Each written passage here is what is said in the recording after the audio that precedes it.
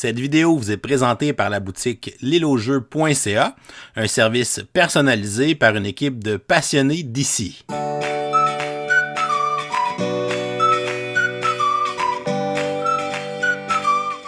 Hey, bonjour tout le monde, bonjour, bienvenue dans le coup de cœur du mois de mai 2025. Vous êtes sur la chaîne, évidemment, de l'extraordinaire professeur Board Game.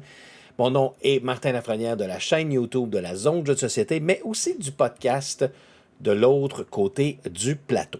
Alors, le mois de mai, mesdames et messieurs, était un beau mois de mai, en même temps pluvieux et avec beaucoup de chaleur, mais de mon côté, j'ai joué à beaucoup de jeux de société pendant le mois de mai. Ça a été un de mes meilleurs mois, je vous dirais, des dernières années. Et ça a été un peu difficile de choisir mon coup de cœur, mais je dois vous avouer qu'en rétrospective, quand j'ai regardé mes statistiques sur Board Game Stats, je me suis rendu compte que c'était pas si difficile que ça. Malgré que Flashpoint, Legacy of Flame m'a beaucoup impressionné. Toy Battle, j'ai vraiment aimé ça. Mais ça pouvait pas vraiment battre le jeu qui est juste à côté de moi ici, qui s'appelle Dragon Eclipse, de la compagnie Awaken Realm. Alors, Dragon Eclipse et Pokémon. Alors, on va le dire directement. Je pense qu'Awaken Realm ont pris le concept de Pokémon et ils en ont construit un jeu narratif qui est essentiellement narratif à la base. Il faut quand même avoir ça en tête, là. Mais c'est un jeu dans lequel on va incarner...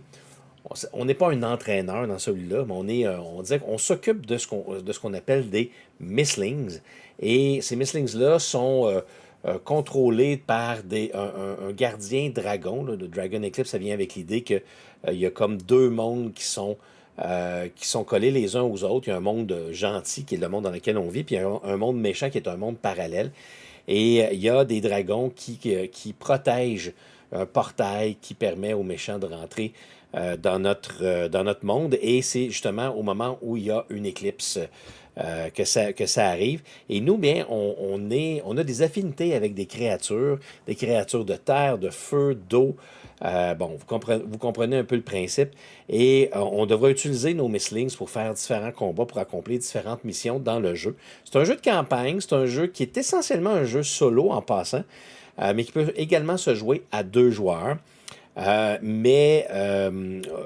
Évidemment, c'est un socio-financement qui va éventuellement, je pense, ramasser en magasin. Mais c'est un beau jeu de combat. C'est un beau jeu de deck building dans lequel au début de chacune des missions, on va choisir 2 de nos Misslings qu'on va pouvoir apprivoiser. Et quand on va faire des combats, on va avoir des mécaniques pour pouvoir apprivoiser d'autres Misslings qui vont rejoindre notre équipe. Mais au début de chacun des scénarios, on va choisir 2 Misslings. On va construire le deck de 16 cartes à partir de cartes qu'on va débloquer au fur et à mesure de nos aventures. Il faut vraiment bien réfléchir à notre deck building. Il faut savoir un petit peu dans quel type de mission on va s'embarquer parce qu'il y a comme des indices qui vont nous donner ces informations-là pour pouvoir choisir les bons Misslings, pour prendre nos bonnes cartes. Mais tout ça est enrobé d'un gros côté narratif que c'est pas tout le monde qui apprécie. Okay? Il faut quand même avoir ça en tête lorsqu'on joue à Dragon Eclipse. Mais le matériel, il est magnifique. Le côté artistique, il est très bien en ayant toujours en tête qu'il y a une partie de l'artistique qui a été faite par l'intelligence artificielle. Fait que si vous aimez un peu moins ça, sachez qu'Awaken Realm font, je pense, la base de leurs images en intelligence artificielle qui est retouchée par la suite par des artistes. Mais les figurines sont très belles si vous avez la version figurine. Le jeu, il est vraiment magnifique. Il est vraiment le fun. Moi, c'est mon style de jeu. J'aime beaucoup le côté tactique. Bref, dans l'ensemble, je suis tombé en amour avec Dragon Eclipse et j'ai vraiment l'intention de me rendre au bout de la dizaine de scénarios qu'il y a. Je suis déjà rendu au 5e et j'ai beaucoup de plaisir à découvrir les secrets de ce jeu-là. Alors voilà, mon coup de cœur, Dragon Eclipse pour le mois de mai. Le mois de juin est quand même bien entamé. Déjà, plusieurs bons jeux que j'ai joués pendant le mois de juin, dont pendant les Meeple Olympiades qui ont eu lieu au début du mois de juin, qui était une superbe organisation de nos amis du professeur Board Game. Alors voilà, bon mois tout le monde, et maintenant je laisse la place au prochain pour nous donner son coup de cœur. Bonjour, Mon nom est Martin de l'Atelier du Meeple et merci au professeur Board Game de nous recevoir encore une fois pour ses coups de cœur du mois. Ce mois-ci, j'ai décidé de vous parler de House of Fado. House of Fado, c'est un jeu entre autres de Vital Lacerda et de João Quintilla Martins. Alors, qu'est-ce que c'est exactement? C'est comme un remake de son jeu de Gallerist. Alors, c'est une mécanique de pose d'ouvrier qui pousse l'ouvrier qui est devant soi pour prendre un bonus et ces choses-là. Alors, c'est du déjà vu au niveau des mécaniques chez Vital Lacerda, mais c'est un jeu un petit peu plus simple. Qu'est-ce que vous allez faire? Bien, vous allez gérer un restaurant. Alors, un restaurant qui accueille des musiciens qui font de la musique de type fado, c'est au Portugal. Et vous devez avoir un guitariste classique, un chanteur ou une chanteuse et un guitariste de guitare très typique du Portugal. Alors, c'est un trio et vous devez promouvoir ces artistes-là, s'assurer que les gens qui viennent à votre restaurant vont manger, vont applaudir à la fin. Alors, il y a différentes sortes d'actions à faire, mais c'est toujours sur le même principe que vous posez un meeple, un de vos personnages qui fait une action. Et une fois qu'ils sont en jeu, ils ne reviendront pas, ils seront toujours en mouvement pour faire d'une action à l'autre du moment qui sont sur le plateau central, si vous voulez. Et quand vous n'avez plus d'action à faire, vous pouvez en ramener un et fermer votre restaurant pour la soirée, s'assurer que tout le monde a bien mangé, paye, que les critiques qui, eux, ne payent pas, mais qui vont applaudir vos musiciens, pour en faire la promotion. Alors, pour les mettre sur un billboard, pour faire une plus grande promotion de vos musiciens, tout ça. Il y a beaucoup de petites mécaniques bien le fun dans ce jeu-là. Et ce qui est intéressant, c'est que c'est une version un peu plus simple de Gallerist. Le Gallerist, c'est pas le jeu le plus compliqué de Vital Lacerda, c'est un de mes préférés. J'en ai essayé d'autres, là. Puis il y en a d'autres que je veux même pas essayer parce que je trouve que souvent, dernièrement, ces jeux ont juste trop de règles et plus de règles, c'est pas toujours mieux pour la complexité d'un jeu. On a mieux d'avoir un jeu qui est dans l'optimisation des choix qu'on a à faire, la complexité est là, je trouve, que dans un jeu compliqué parce qu'il y a des règles, et les derniers jeux de Vital Lacerda me plaisent moins à cause de ça. Mais The Gallerist, c'est un plus vieux. C'était quand même très intéressant, c'est pas si complexe que ça. Et ça amenait une version légèrement épurée. Est-ce que les choix sont moins importants dans ce jeu-là que dans l'autre? Non. C'est juste que le déclenchement de la fin de la partie va arriver plus vite. Et ça fait une expérience de jeu, ma foi, redoutable. C'est super intéressant de pouvoir jouer des mécaniques de Vital Lacerda, mais dans un temps réduit. Alors, à 2 ou 3 joueurs, c'est un jeu qui prend 45 à 75 minutes, des fois un petit peu plus long. Vous savez, des gens qui réfléchissent longtemps avant de jouer, mais ça reste un excellent choix, pas trop long. Alors, mon choix du mois, c'est House of Fado de Vital Lacerda.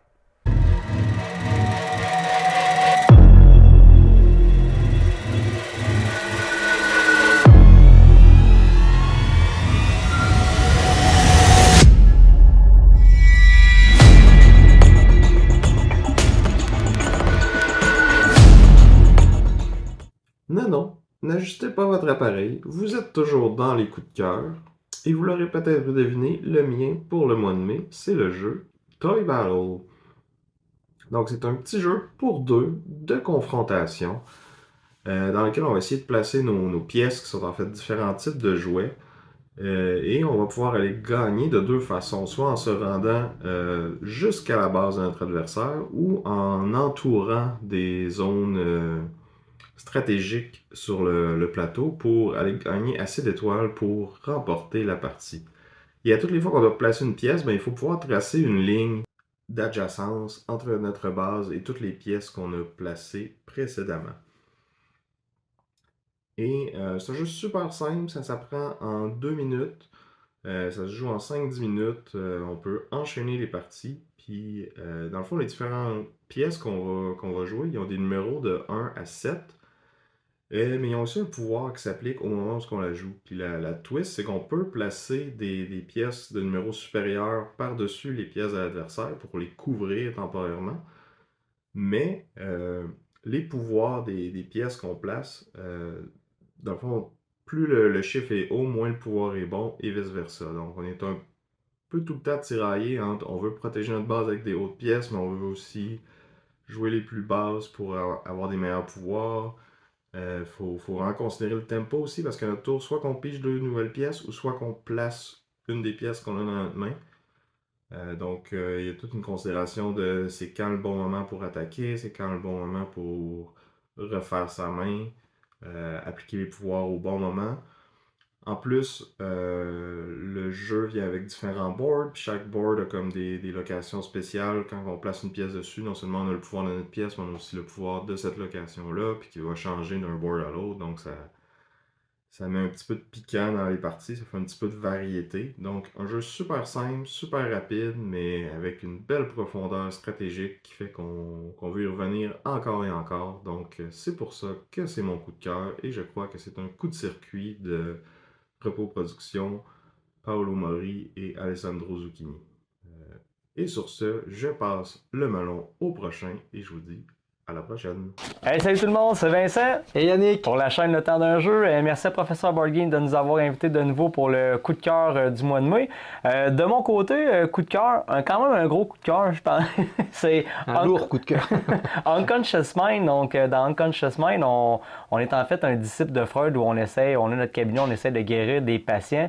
Et vraiment... c'est vraiment un jeu qui prend beaucoup de place, beaucoup de mécaniques qui s'imbriquent. On a des objectifs à réaliser, des traités. On peut se déplacer dans la ville de Vienne pour compléter certains effets. Bref, on se promène un petit peu partout et on a des idées qu'on va devoir placer sur un plateau où on va faire nos actions principales.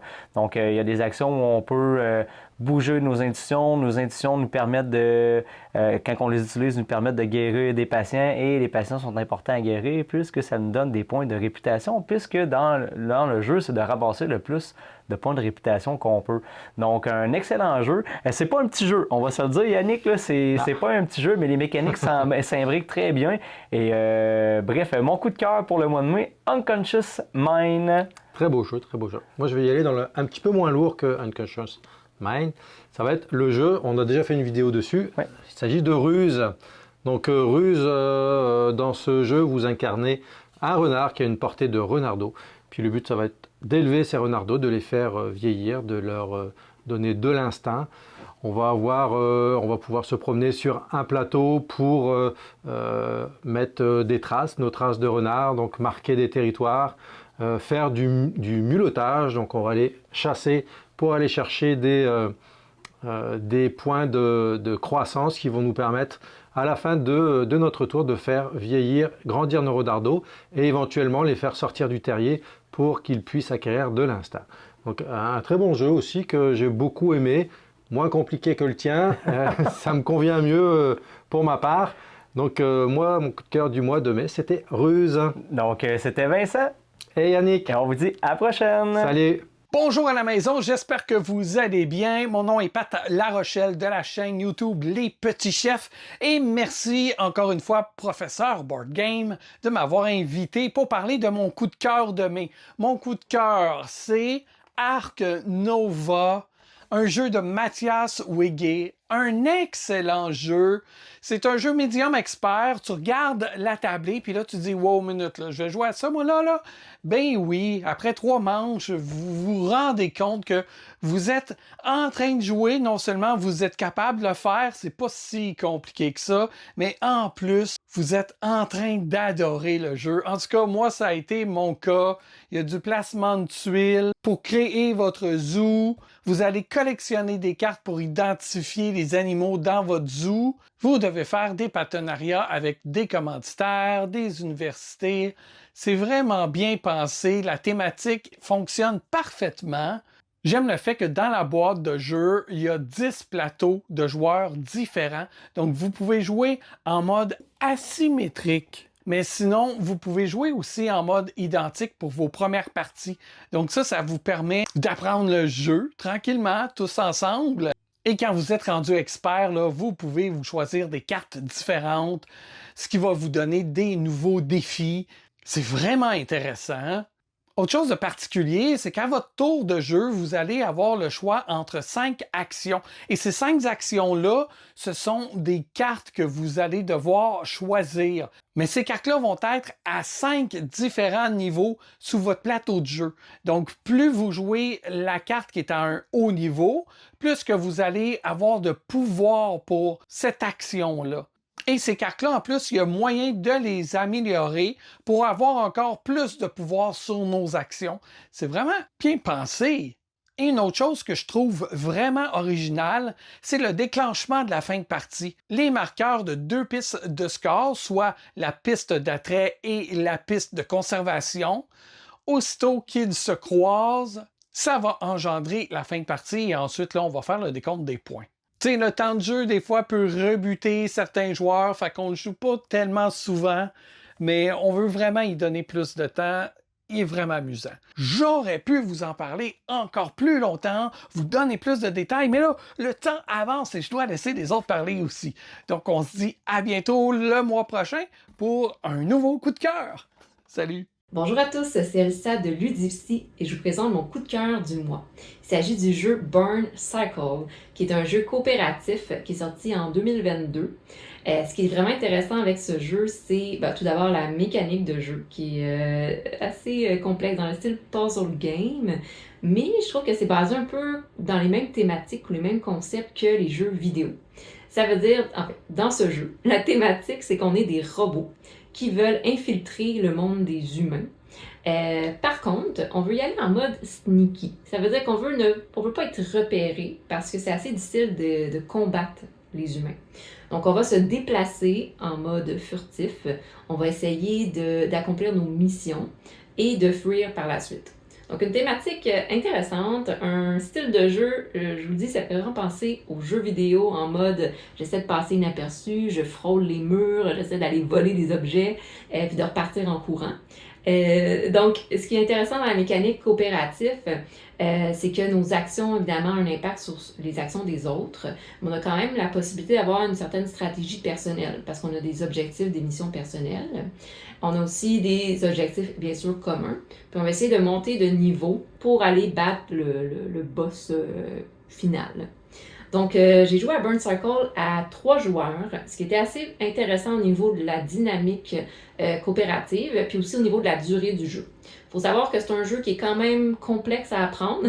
Ça nous a pris un bon 2 heures avant d'être capable de jouer une partie, puis de vraiment, bien comprendre. On a recommencé une deuxième partie aussi. Ça a été un peu plus vite, puis ça a été un peu plus simple aussi la deuxième fois. Mais dans tous les cas, un jeu vraiment intéressant si vous aimez les jeux coopératifs avec un bon niveau de complexité, bon niveau de difficulté aussi, et que vous aimez un peu les thématiques aussi, avec robots technologiques, dans une ambiance un peu jeu vidéo. Et voilà, fait que mon coup de cœur du mois, puis je vous invite à le tester, Burn Cycle. Bonjour chers amis joueurs, ici LP et je te présente mon coup de cœur pour le mois de mai 2025 et c'est le jeu, comme tu le vois, Shackleton Base, A Journey to the Moon. Dans ce jeu, c'est un jeu de placement d'ouvriers, soit dit en passant, les joueurs vont participer à la construction d'une base lunaire autour d'un cratère sur la Lune et vont tenter d'être le plus efficace possible. Comme je l'ai dit, c'est donc principalement un jeu de placement d'ouvriers, il y a également un aspect d'enchère où les joueurs vont grosso modo avoir à faire 3 actions. Chaque tour de jeu va commencer par un draft, ça va nous donner des astronautes. Ensuite, on va placer ces astronautes-là sur différents endroits. On peut les placer autour du cratère pour aller chercher différentes ressources, dépendamment de l'astronaute qu'on place. On peut aller les placer sur une espèce de piste de commandement qui va nous permettre d'aller construire des bâtiments, d'aller chercher des cartes spéciales de projet. L'action s'appelle Financer un projet, où on peut faire des actions de corporation, qui sont des actions diverses selon les corporations qu'on va avoir en jeu. Et on va tenter d'être le plus efficace là-dedans. À la fin de chaque tour de jeu, dans le fond, les ouvriers qu'on va avoir placés autour du cratère, on va les gagner selon les majorités qu'on va avoir en fonction des bâtiments qui sont construits sur le cratère. Ça, c'est la base très, très, très sommairement résumée du jeu, évidemment. La grande chose qui personnalise le jeu, puis la raison pour laquelle c'est mon coup de cœur, c'est qu'en début de partie, tu vas choisir un certain nombre de corporations, tu en choisis 3 en fait, parmi 7 corporations qui sont dans le jeu, et ces corporations-là vont avoir une grande influence sur la façon dont le jeu va se jouer. C'est eux autres qui vont te donner les cartes spéciales que tu vas vouloir acheter, qui te donnent un paquet de pouvoirs, d'habiletés, de façon de marquer des points de victoire. C'est les corporations qui vont principalement te donner une orientation sur la façon dont tu vas marquer tes points de victoire. Et il y a une des actions dans le jeu que tu prends, que c'est des actions de corporation. Ben, elles dépendent des corporations que tu vas avoir choisies. Et ça va grandement affecter comment la partie va jouer. Certaines corporations vont faire que certaines ressources vont foisonner. D'autres corporations vont faire qu'on ne construira même pas nos bâtiments sur la Lune. On va les construire sur une espèce de vaisseau spatial qui s'en va sur Mars. Des corporations donnent accès à des nouveaux bâtiments, d'autres à des ressources, etc. Et ça fait qu'à chaque fois que tu vas jouer, ben, tu vas installer différentes corporations qui vont changer les stratégies des joueurs, qui vont changer l'accès aux ressources, qui vont rendre quelque chose qui était rare dans la partie précédente plus fréquent dans cette partie-là. Fait que cette espèce de rejouabilité-là, cette espèce de renouveau-là d'une partie à l'autre, je l'ai trouvé très intéressant. C'est aussi un placement d'ouvriers que j'ai trouvé qui était très interactif entre les joueurs parce que quand tu vas placer un ouvrier, principalement l'ouvrier que tu vas placer autour du cratère pour aller gagner différentes ressources, tu vas réfléchir à qu'est-ce que tu vas gagner, les ressources que tu vas aller chercher. Tu peux avoir une pénalité à payer à tes adversaires selon les bâtiments qu'eux ont construits sur le cratère. Et en plus, tu vas réfléchir à, en fin de tour, qui va ramasser cet astronaute-là pour pouvoir le placer sur son plateau personnel et aller chercher d'autres bonus à cause de l'effet de majorité qu'il y a dans le jeu. Fait que c'est un jeu qui a beaucoup de possibilités. C'est un jeu qui va t'amener à réfléchir un petit peu autrement dans les placements d'ouvriers, ce que j'ai trouvé fort intéressant. Fait que si t'aimes les placements d'ouvriers euro avec un haut niveau d'interaction, puis quand même beaucoup de possibilités, beaucoup de variabilité d'une partie à l'autre, Shackleton Base, ça pourrait être quelque chose d'intéressant. Tu regarderas ça, la vidéo est faite. Ciao, à la prochaine. Fais attention à toi. Salut tout le monde, c'est Charles Etienne, membre de la communauté du professeur Board Game. Merci David de me donner la chance de présenter mon coup de cœur pour le mois de mai 2025. Mon coup de cœur, c'est un jeu que j'ai seulement joué une fois, mais j'ai vraiment capoté sur mon expérience. Le jeu, c'est Eclipse 2e édition. Eclipse, c'est un gros jeu 4X de gestion de ressources qui se joue de 2 à 6 joueurs, où chaque personne contrôle une faction qui est asymétrique. Puis le but, c'est de faire le plus de points de victoire. Dans le jeu, on peut prendre le contrôle de des planètes pour augmenter les revenus d'une des 3 ressources du jeu, soit l'argent, les matériaux pour construire nos vaisseaux, ou la science pour développer nos technologies. L'une des particularités du jeu que j'aime vraiment beaucoup, c'est qu'on n'est pas limité à un nombre d'actions fixes par manche. Fait à chaque fois qu'on va faire une action, on va déplacer un disque de notre plateau personnel, puis sous le disque, on va avoir un coût à payer à la fin de la manche. Plus qu'on fait d'actions, plus qu'on se déplace de disque, puis le dernier disque qui va avoir été enlevé, la dernière action qu'on va avoir faite, c'est le coût qu'on va devoir payer à la fin de notre manche. Il faut prendre note que quand on prend contrôle de des planètes, c'est les mêmes disques qu'on va mettre sur nos planètes. Fait que ça l'aide à augmenter nos revenus, mais on va commencer les prochaines manches avec un coût par action qui va être supérieur. Fait que c'est vraiment important de bien gérer nos actions, parce que si on n'est pas capable de payer le coût sur notre plateau personnel, on va devoir retirer des disques d'action sur nos planètes et les remettre sur notre plateau jusqu'à ce qu'on soit capable de payer le prix indiqué. Fait que, le jeu il est super beau, le matériel il est écœurant. Pour l'instant, c'est probablement mon jeu de l'année. C'est Eclipse. Merci. Salut les gamers, ici David qui est de retour pour les coups de cœur. J'ai manqué le dernier mois. Je voudrais vous remercier pour tous les beaux petits mots que vous m'avez écrits. Donc ça n'a pas été facile dans les dernières semaines, mais ça a été le fun de vous lire pour nous donner ces petits encouragements là, dans une épreuve qui n'était pas facile. Donc mon coup de cœur pour ce mois-ci, j'y vais avec le jeu Biome, un jeu qui va nous faire penser à un mélange entre 2 grands classiques modernes, donc entre Wingspan et Earth. C'est un jeu dans lequel on a un plateau personnel avec 3 zones, donc le marais, la jungle et la prairie. Et dans ces endroits-là, on va essayer de jouer des cartes soit d'animaux ou des cartes de végétaux. Chacune des cartes va avoir une habilité à elle et dans le fond, on va placer des cartes pour essayer de les positionner dans des endroits stratégiques, quelquefois aussi pour répondre à des objectifs, pour marquer des points. Et à chaque tour de jeu, on va générer des ressources, on va piocher des cartes et on va choisir une des cartes de notre plateau qu'on va activer. Et quand on va l'activer, on va placer un jeton dessus. Donc chaque carte peut être activée une seule fois dans toute la partie. Donc c'est à nous de décider quelle carte on veut justement activer. On peut avoir des cartes qui vont générer des points de victoire selon certaines conditions. Donc on veut les activer plus tard dans la partie. Des cartes qui vont donner plutôt des ressources, des trucs à court terme. On veut les activer plus vite. Il y en a qu'on a besoin d'un certain timing. Il faut avoir rempli de rangées. Il faut avoir différents symboles aussi pour les animaux et les plantes. Donc plein de petites combinaisons qui sont le fun. Des beaux combos à déployer, à planifier en fait. C'est un beau jeu de planification. On a toujours du moyen long terme à planifier pour savoir justement, ok, ce tour-là, je vais activer telle carte. Prochain tour, je vais activer celle-là. Puis quand je vais jouer à cette symbole, je vais activer cette habileté-là qui va me donner tant de points ou tant de ressources par symbole que j'ai placé. Donc vraiment des trucs super le fun, des trucs super instinctifs aussi à faire. On a un plateau principal avec des objectifs communs qu'on va essayer de remplir pendant la partie. Puis on va avoir aussi des bonus qui vont se déclencher à certains endroits sur la piste de score, qui vont donner des opportunités de jouer des cartes supplémentaires ou gagner des ressources bonus et des choses comme ça. Un jeu aussi avec des belles petites composantes de bois. On a même des petits nids ici en paille dans lesquels on va pouvoir mettre des petits oisillons ou des petits bébés lapins qui vont nous permettre de faire des points à différentes saisons. À chaque saison, on a aussi des événements qui vont arriver, aussi qui vont forcer une certaine interaction aussi entre les joueurs, qui peut être quand même le fun dans ce genre de jeu, qui est souvent quand même solitaire sur son plateau à faire ses petits combos et ses petites affaires. Fait que vraiment un bon petit jeu de cartes. C'est pas rien que. C'est pas des choses nécessairement qu'on n'a jamais vues, mais c'est vraiment un beau petit mélange entre les deux. Je dirais un petit peu plus complexe qu'un Wingspan de base, juste un petit peu. Puis un petit peu moins complexe qu'un Earth, si on veut. Fait qu'un jeu qui est quand même facile à montrer à n'importe quel type de joueur. Des belles illustrations sur les cartes aussi. Donc vraiment sympathique encore pour la Team Nature, donc Biome, qui est mon coup de cœur pour le mois de mai 2025. Et voilà, c'est tout pour aujourd'hui. Oh, c'est vrai, on est lundi. On va donc vous donner une question du jour pour participer dans le concours du lundi pour le mois de juin 2025, dans lequel vous pourriez gagner le petit jeu de party Flip 7. La question du jour est très simple. Quel est votre jeu coup de cœur du mois de mai 2025? Vous nous laissez la réponse en commentaire YouTube pour enregistrer votre participation. Et si vous nous supportez sur Patreon pour au moins 5$, vous aurez aussi une participation automatique à chaque lundi. Donc, bonne chance à tous pour le concours.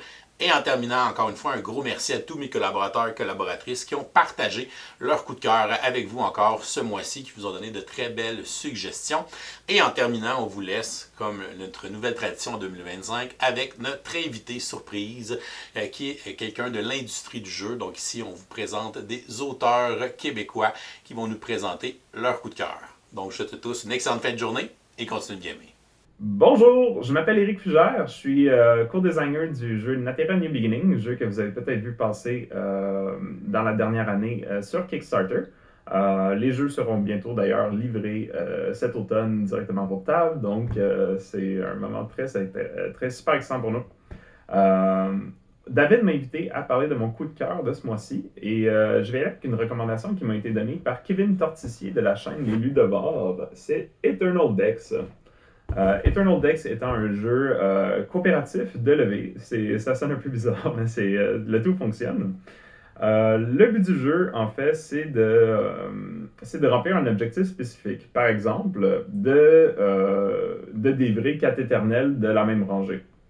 Les éternels, qui sont essentiellement un peu le centre du jeu, vont tous être associés avec un deck de cartes et une punition. Par exemple, celle-ci me permettrait aux joueurs de ne plus jouer de cartes mauves. Le fonctionnement principal, c'est que pour se rendre à un éternel, il va falloir jouer avec des contraintes additionnelles, en plus de jouer toujours une carte de couleur et de chiffres différents du joueur précédent. Ce qui va faire en sorte que très vite, les contraintes vont se rajouter et lorsqu'on débloque un éternel, une nouvelle contrainte se rajoute. Pourquoi c'est important? C'est parce que lorsqu'on n'a plus de cartes à jouer, ou qu'on a déposé trop de cartes dans la rivière, qui est essentiellement la défausse, l'équipe perd immédiatement. Donc, il faut essentiellement se partager un peu qui est-ce qui va réussir à découvrir les éternels pour s'assurer que chacun des joueurs ait toujours des cartes à jouer. Et ça va créer une énorme tension à travers les joueurs, parce que plus on débloque d'éternels, plus on met de contraintes. On peut également calmer ces éternels en leur donnant des gemmes qui sont essentiellement des cartes qu'on doit défausser dans la rivière spécifique. Par exemple, 3 cartes de même couleur ou un 5 et un 9 spécifiquement.